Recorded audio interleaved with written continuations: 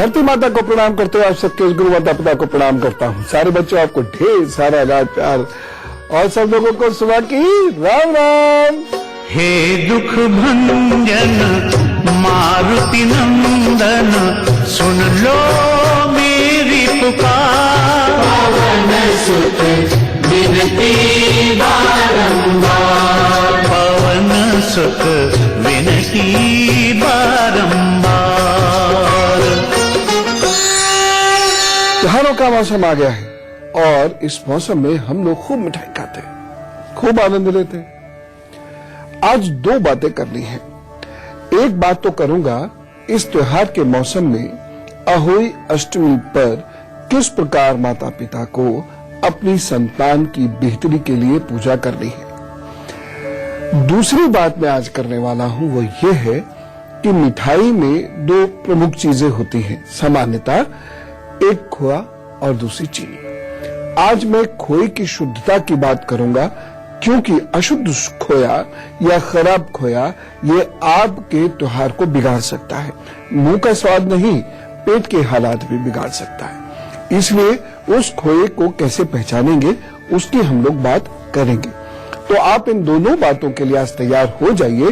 कुछ महत्वपूर्ण बातें हैं, एक वर्तमान से जुड़ी हुई, स्वास्थ्य से जुड़ी हुई और दूसरी बच्चों के भविष्य से जुड़ी हुई। पहले तो हमने से बनेंगे, तो आप इन दोनों बातों के लिए आज तैयार हो जाइए। कुछ महत्वपूर्ण बातें हैं, एक वर्तमान से जुड़ी हुई, स्वास्थ्य से जुड़ी हुई और दूसरी बच्चों के भविष्य से जुड़ी हुई। पहले तो हमने से बहुत सारे लोगों को यह बताना मुझे जरूरी लगता है कि मावा बनता कैसे है।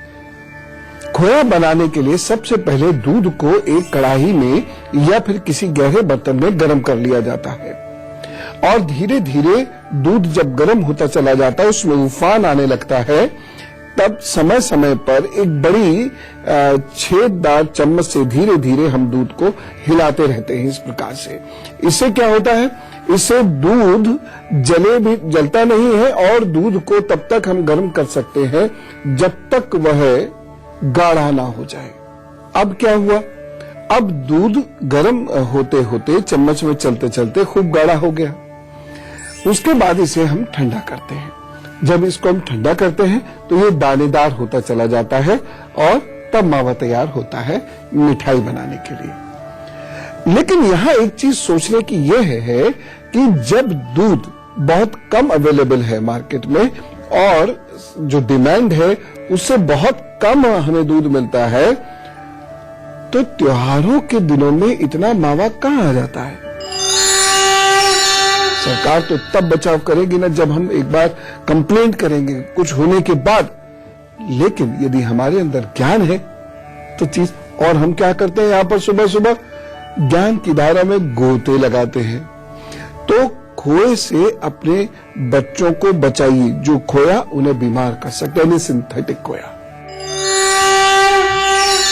मेष, वृषभ, मिथुन और कर्क राशि का हाल बताने के उपरांत फिर मैं खोए पे और बात करूंगा और साथ ही साथ अहोई अष्टमी पर माता पिता को अपने बच्चों के भविष्य के लिए क्या करना है ये मुझसे आज जरूर सुन लीजिएगा। मेष राशि, व्यर्थ में यात्रा के योग बन रहे हैं, मन उचटेगा, सिर में दर्द आपके हो सकता है। एक सावधानी बरतनी बहुत जरूरी है। इस दिन यात्रा करने से बचेंगे तो अच्छा रहेगा और करनी पड़ जाए तो जरा सावधान रहें। उपाय क्या करना है, ओम हं हनुमते नमः, इसका जप करके काम पर निकल पड़िए, प्रभु सब अच्छा करेंगे। वृषभ राशि, आपके द्वारा किए गए कार्यों से लाभ होगा और बड़े भाई बहनों का सहयोग भी प्राप्त होगा। एक सावधानी बरत लीजिए, धार्मिक स्थलों पर इस दिन व्यवधान उत्पन्न कीजिए या गंदगी मत कीजिएगा, अन्यथा आपके भाग्य को बुरे फल प्राप्त होंगे। उपाय, इष्ट को इत्र भेंट कीजिए, स्वयं भी लगाइए, अन्य लोगों को भी लगाइए, अपने काम पर जुटिए, प्रभु सब ठीक करेंगे। मिथुन राशि, आज कार्यस्थल पर आपकी प्रशंसा होगी, समय इस दिन अनुकूल है, रुके हुए कामों को पूरा करें, इस दिन का लाभ उठाएं। एक सावधानी है, मजदूर वर्ग के लोगों को इस दिन नहीं सताइएगा, अन्यथा नुकसान हो सकता है। उपाय क्या करना है, रसीले फलों का सेवन कीजिए और दान में लोगों को बांटिए भी, तो सब ठीक करेंगे। कर्क राशि, शंकाओं से घिरे रहेंगे, सरकारी कार्यों में बाधाओं का दिन है ये, वैसे दिन सामान्य है, कोई बड़ा नुकसान नहीं होगा, लेकिन मानसिक रूप से थोड़ा परेशानी, अकुलाहट, व्याकुलता महसूस करेंगे। विद्यार्थियों को इस दिन पढ़ाई रखने के लिए, पढ़ाई जारी रखने के लिए, कंसंट्रेशन बनाए रखने के लिए बहुत मेहनत की जरूरत है। एक सावधानी अवश्य बरतें। कार्यस्थल पर सहयोगियों से बहुत सहयोग की अपेक्षा मत रखिएगा। अपेक्षा रखेंगे लेकिन दिन अच्छा नहीं है, मिल पाएगा नहीं, मन में उनके प्रति वैमनस्य उत्पन्न होगा। उपाय, अनुलोम विलोम कीजिए और रात में चंद्रमा को अर्घ जरूर दे दीजिए और इसका संकल्प अभी कीजिए कि रात में हम चंद्रमा को आज अर्घ देंगे। दिन प्रभु कृपा से अच्छा गुजरेगा। सिंथेटिक खोए को मैं स्वीट पॉइजन कह सकता हूं, एक मीठा जहर। नकली मावा तैयार करने के लिए आलू पीसे जाते हैं, शकरकंद पीसा जाता है, अरारोट पीसा जाता है और बहुत घटिया क्वालिटी का कोई रिफाइंड ऑयल लिया जाता है। 20% असली मावा भी इसमें मिक्स कर दिया जाता है और इसके साथ साथ जो कहा यह जाता है क्रीम निकाले हुए दूध को इसमें मिलाया जाता है, लेकिन मुझे लगता नहीं है।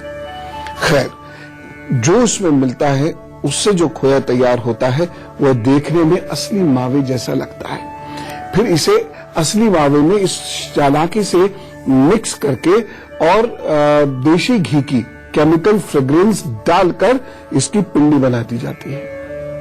यानी 1/4 असली मावा और बाकी जो है 75% वो नकली मावा, सब मिक्स कर दिया और देसी घी का फ्रेग्रेंस उसमें डाल दिया। जी हाँ, वो भी आता है मार्केट में। और फिर इसको करके ऐसे ऐसे ऐसे ऐसे फ्रेग्रेंस। अब क्या होता है, खोया तो चिकना होता है और हमने से हमने देखा है अपनी माता को या अपने घर में बुजुर्गों को, बहन को, कि वह खोया को लेकर ऐसे ऐसे करते थे तो और दबाते थे हल्का सा, तो उसमें घी निकलता था।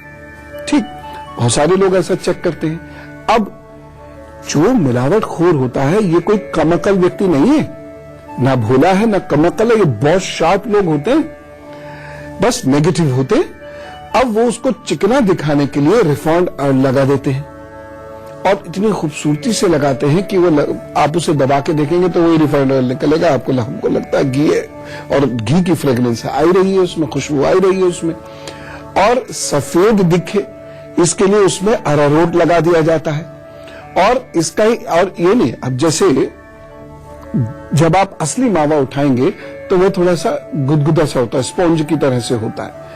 अब नकली खोया भी स्पॉन्ज की तरह से दिखे इसके लिए इसमें खाने वाला सोडा डाल दिया जाता है जिससे ये गुदगुदा सा छूने में लगे। बताइए कितना दिमाग लड़ाया होगा। साइंटिस्ट से कम है क्या ये, लेकिन नकारात्मक है। इसलिए जहां साइंटिस्ट समाज को आगे लेके जाते हैं ये लोग समाज का बुरा करते हैं। ये असुर है, साइंटिस्ट देवता हो गए। यही देवासुर संग्राम है जो मन से लेकर समाज तक हर वक्त जारी है। ऐसा नहीं कि ये पहले ही हुआ करता था या त्रेता या द्वापर में ही होता था, ये हर वक्त जारी है। लेकिन हम भी कब नहीं पहचान के दम लेंगे, क्योंकि हमें तो अपने घर के लोगों का हाजमा ठीक रखना है, सेहत ठीक रखनी है। बताऊंगा उसको भी, लेकिन सिंह, कन्या, तुला, वृश्चिक के बाद सिंह राशि, कई जरूरी काम आपके रुक सकते हैं। बंधुजनों के साथ भी रिश्तों में खटास आ सकती है। एक सावधानी बरत लीजिएगा। कार्यस्थल पर बहुत अलर्ट इस दिन रह लीजिएगा। उपाय क्या करना है, अभी बैठिए, गायत्री मंत्र का शांत भाव से जप करके फिर काम प्रारंभ कीजिए। ठीक करेंगे प्रभु, सब ठीक कर लेंगे। कन्या राशि, आत्मीय लोगों के साथ कुछ बढ़िया वक्त बीतेगा। सौभाग्य और सफलता इस दिन आपको मिल सकती है। रुके हुए कार्यों को पूर्ण करने के लिए जमकर कार्य कीजिएगा। विद्यार्थियों के लिए भी ये दिन अच्छा है। इस दिन जो नोट्स आप बनाएंगे, जो पढ़ाई आप करेंगे, उससे आपको लाभ होगा आगे जाकर। एक सावधानी, इस दिन आप मत झगड़िएगा किसी से, नहीं तो भाग्य पक्ष कमजोर हो जाएगा और आपको आपके दिन में अच्छा नहीं मिल पाएगा कुछ। उपाय, इस दिन शहद का दान आपको करना है या किसी चीज में शहद डालकर वह आप दूसरों को दे सकते हैं। तो सब ठीक करेंगे। तुला राशि, आज आप हर्षित होकर कार्य करेंगे, कॉन्फिडेंस लेवल रहेगा, खुश रहेंगे। आपके संबंध अच्छे होंगे, किसी पुराने व्यक्ति से या बिछड़े व्यक्ति से या नाराज व्यक्ति से अच्छी मुलाकात भी होगी। एक सावधानी, वृद्ध और संतों की बुराई करने से बचें, बल्कि उनकी मदद करें। उपाय क्या करना है, दूध से बनी हुई वस्तुएं खाइए इस दिन, खिलाइए इस दिन और गुन गाइए इस दिन प्रभु के, दिन अच्छा गुजरेगा। वृश्चिक राशि, कभी कभी इमोशनल टर्बुलेंस हमारे अंदर होता है, यानी भावनाएं उबाल लेती हैं और उसके कारण ये दिन, कोई भी दिन किसी का भी वो गड़बड़ हो सकता है। इस दिन ऐसा होगा। विद्यार्थियों के लिए भी यह दिन वैसे सफलता देने वाला है, लेकिन इमोशनल डिस्टर्बेंस की वजह से वह हो सकता है इस दिन का लाभ ना उठा पाए। आप लोगों से यही निवेदन है कि यह दिन अच्छा है, इस दिन का लाभ उठाइए और तर्कपूर्ण दृष्टि से, तर्कपूर्ण सोच के साथ अपने कार्य करिए, आगे बढ़िए, सब ठीक होगा। इस दिन बनाए गए नोट्स आगे बहुत लाभ देंगे। बस एक सावधानी, इस दिन अपनी शिष्टता भंग मत होने दीजिए, जो सोफिस्टिकेशन है वह भंग मत होने दीजिएगा। आप बेअदबी मत कर बैठिएगा, अन्यथा राहु आपको बहुत परेशानी देगा। उपाय क्या करना है, मन शांत रहे, घमंड न आए, इसके लिए ओम जयंती मंगला काली भद्रकाली कपालिनी दुर्गा क्षमा शिवा धात्री स्वाहा नमस्तुते अभी 11 बार उसका जप करके फिर काम पर जुट जाइए, सब ठीक होगा।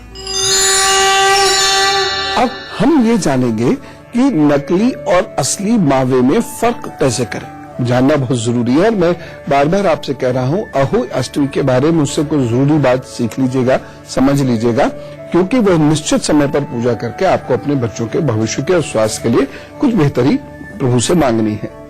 यदि आप मावा खरीदने जा रहे हैं तो कुछ बातों का बहुत ख्याल रखना होगा। ऐसे में आप सिंथेटिक मावा खरीदने से बच सकते हैं, स्वास्थ्य को ठीक रख सकते हैं। सिंथेटिक मावा पिंडी के रूप में बना हुआ होता है, जबकि शुद्ध मावा कभी पिंडी के रूप में हो ही नहीं सकता। ठीक दूसरी चीज क्या है, शुद्ध मावा दानेदार होता है और उसमें घी का चिकनापन होता है, जबकि सिंथेटिक मावा हाथ में लेते ही एकदम बिखर जाएगा, चूर चूर हो जाएगा। सिंथेटिक मावे की पिंडी सफेद रंग की होती है और ज्यादा आकर्षक दिखती है, वहीं शुद्ध मावा हल्के बादामी रंग का होता है और वह प्लेट में ही रखा जा सकता है। तो इस प्रकार हम असली नकली की पहचान कर सकते हैं। इस मावे की बनी हुई मिठाई को रोक सकते हैं। कुछ और बातें अभी करते हैं, लेकिन धनु, मकर, कुंभ और मीन का हाल मैं बताता हूं। लेकिन अहोई अष्टमी की पूजा आपने किस समय करनी है ये मुझसे जरूर जान लीजिएगा।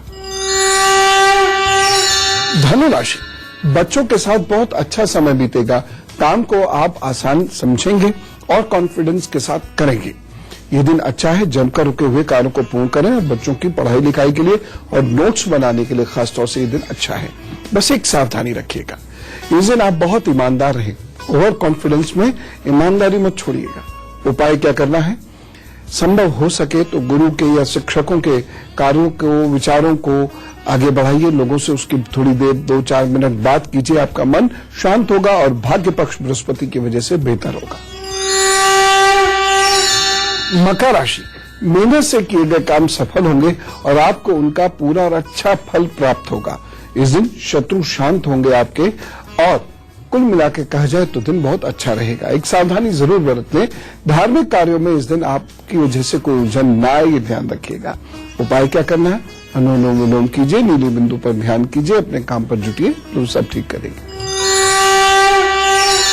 कुंभ राशि, पढ़ाई या फिर किसी भी काम का बोझ आप महसूस कर रहे हैं, किसी से अपने मन की बात कहना चाह रहे हैं, कह भी सकते हैं, यद्यपि बहुत लाभ होगा नहीं। इस दिन एक सावधानी रखिएगा, अपनी भावनाओं को अपने तक संयमित रखिएगा, अन्यथा आपकी मजाक उड़ सकती है। उपाय क्या करना है, किसी भी गरीब को हल्दी का दान कीजिए, उसके साथ आप कुछ और भी दे सकते हैं, लेकिन हल्दी का दान अवश्य करिएगा, आपका मन शांत रहेगा, दिन बेहतर रहेगा। मीन राशि, आपको लेकर कुछ गलत फहमियां उत्पन्न हो सकती हैं, कार्यों में विघ्न रहेगा और मानसिक तनाव बढ़ सकता है। एक सावधानी जरूर बरतें, पुराने मामलों में इस दिन मत उलझिएगा, पुराने वाद विवाद से इस दिन बचिएगा। एक उपाय, मन को शांत कीजिए और कहिए ग्राम ग्रीम ग्रोम सहा गुरुवे नमः कम से कम 11 बार, और थोड़ी देर का ध्यान करके फिर अपने काम पर जुटिए। हो सके तो पीला वस्त्र जरूर पहने, तो वो सब ठीक करेंगे। एक छोटा सा ब्रेक लेते हैं, उसके उपरांत हम मावे और अहोई अष्टमी के बारे में ब्रेक के बाद और अब हम में से कुछ लोगों का है जन्मदिन, तो चलिए उन्हें जन्मदिन की ढेर सारी शुभकामनाएं देते हैं। Wish you happy birthday. आप सभी लोगों को जन्मदिन की बहुत सारी शुभकामनाएं। और अब मैं आपको बताता हूं आपके आगे आने वाले 12 महीनों का हाल। देखिए, जिनका भी आज जन्मदिन है उनको 12 महीने बहुत संभल के चलने हैं, क्योंकि ये 12 महीने बाधाओं के हैं। पार्टनरशिप हो, मित्रता हो, प्रेम संबंध हो, स्वास्थ्य हो, इन सब में बाधाएं उत्पन्न होंगी और उससे आपको जूझना पड़ सकता है। व्यवसायिक स्तर पर यद्यपि चीजें बेहतर हैं, नौकरी व्यापार दोनों अच्छे हैं। यात्राओं से आपको लाभ के योग भी बनते हुए दिखाई दे रहे हैं। 2015 में आपके लिए दिसंबर अच्छा महीना सिद्ध हो सकता है। फरवरी 2016 ये भी आपके लिए अच्छा महीना सिद्ध हो सकता है, परंतु अगस्त और नवंबर जो अगले वर्ष आएंगे ये आपको परेशानी देंगे। उपाय क्या करना है? आपको मंगल और शुक्रवार को दूध और नमकीन निर्धन कन्याओं में बांटना है और चांदी में मड़वा के कौड़ी जरूर पहन लेनी है। ये उपाय आप अवश्य कर लीजिएगा, प्रभु कृपा से चीजें अच्छी होंगी। और अब वक्त है प्रश्नोत्तर का। यदि आपको कुछ पूछना हो तो जरूर याद रखिएगा ये ईमेल आईडी goodluckguru@itv.com। अपना संदेश भेजिए। मेरी प्रभु से प्रार्थना है वो एकदम जैसे आपका संदेश आए आपकी समस्या ठीक करते हैं। लेखा महेश्वर जी से बात करते, जयपुर से हमारे साथ है। राम राम जी गुरु जी, आपके और माता पिता को आपको मेरा कोटि कोटि प्रणाम। बहुत बहुत बहुत धन्यवाद, बहुत धन्यवाद, बहुत खुशियाँ दे। मुझे अपनी बेटी के बारे में पूछना है। हाँ, जो उसकी शादी, कैरियर और मकान के बारे में पूछना है। अच्छा, क्या डेट ऑफ बर्थ है? 14 फरवरी हाँ, 1990। डेट ऑफ बर्थ वो टाइम 11:59 AM। अच्छा, और अजमेर। जी,